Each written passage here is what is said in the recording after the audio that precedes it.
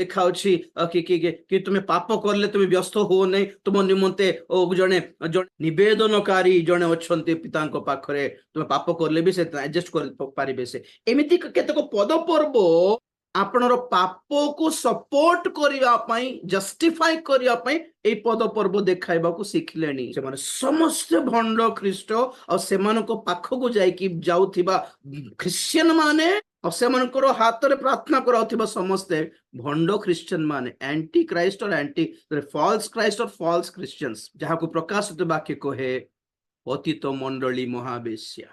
ସେମାନଙ୍କ ଉପରେ ବିଚାର ଆସିବ ନାହିଁ ବୋଲୁଛନ୍ତି କି ପରିତ୍ୟକ୍ତ ଖ୍ରୀଷ୍ଟିଆନ ମାନେ, ଭ୍ରଷ୍ଟ ଖ୍ରୀଷ୍ଟିଆନ ମାନେ। ଏଥିପାଇଁ ଆମେ ପୃଥକୃତ ଜୀବନ କାଟିବାକୁ ଶିଖିଛୁ ଆଜ୍ଞା। ଆଲୋକ ପ୍ରଚାରକ ମାନଙ୍କର କଣ ଗଲା ଆଜ୍ଞା, ନିଜର ସ୍ୱାର୍ଥ ପାଇଁ ପଇସା ଦରକାର, ଏବେ ଘର ଚଳାଇବାର ଅଛି, ପଇସା ଦରକାର, ତେଣୁ